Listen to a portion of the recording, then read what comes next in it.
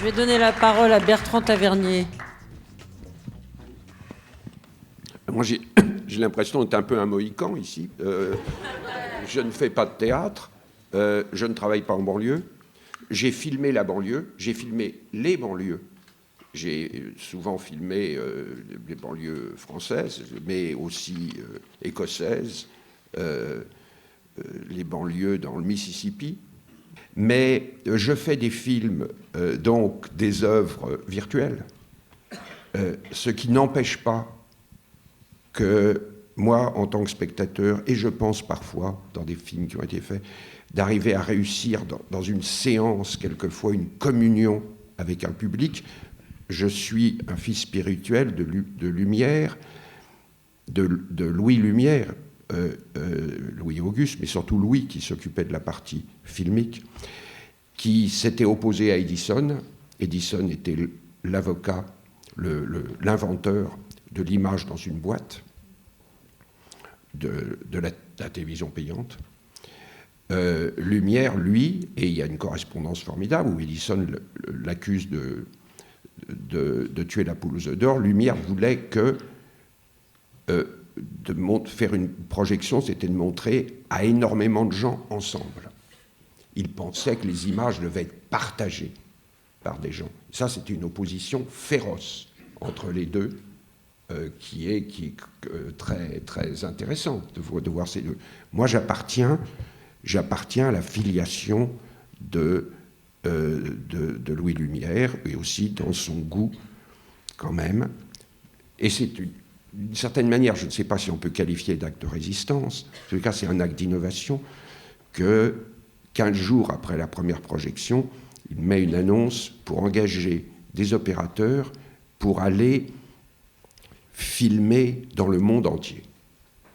Dans le monde entier, 15 jours après, là, et il va en 1896, dans le port de Shanghai, il va y avoir 2000 personnes qui vont découvrir des images de Paris, de Lyon, de Berlin, des scènes intimes qui sont filmées dans la famille de Louis et Auguste Lumière, des gens qui vont découvrir des pays différents, des mondes différents. Cette idée d'apporter le monde au monde, je pense, c'était ce qu'il y avait déjà, sans qu'il la concrétise, mais c'est ce que je vois. Moi, je me sens un héritier de ça. La résistance, alors qu'est-ce que c'est ? Moi, j'ai beaucoup aimé l'idée de la résistance pour. La résistance, ça doit être aussi quelque chose de joyeux, d'inventif. Je pense qu'il y a autant de formes de résistance qu'il y a de personnalité et de sensibilité. Il n'y a pas une résistance. Il y en a pas, il y en a des centaines. Il y en a qui sont toutes petites. Je pense que l'intelligence est une forme de résistance. Je pense d'abord. Et pour terminer, je voudrais dire que nous, on est confrontés, cinéastes, artistes, alors là, tous confondus, devant toute une série de dictatures insidieuses qui sont terribles. Ça, je l'ai répété, je le répète, c'est un de mes dadas. On a la dictature de l'argent, la dictature de tous les fondamentalistes, de tous les intégristes qui sont là, et la dictature de l'ignorance, qui est une dictature, la dictature aussi de l'instant présent. De l'instant présent. Seule contre le truc qui vient de sortir et qui, 3 semaines après, va être démodé, qu'on ne voudra pas aller voir. Ça, contre ça, on doit se battre.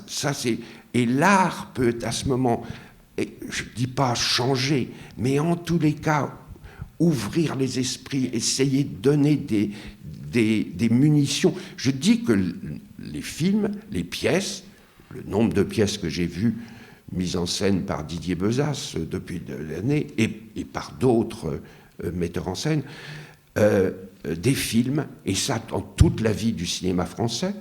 Vous en prenez de Tony, de Jean Renoir, à des films de Laurent Cantet, à des films d'Olivier Assayas.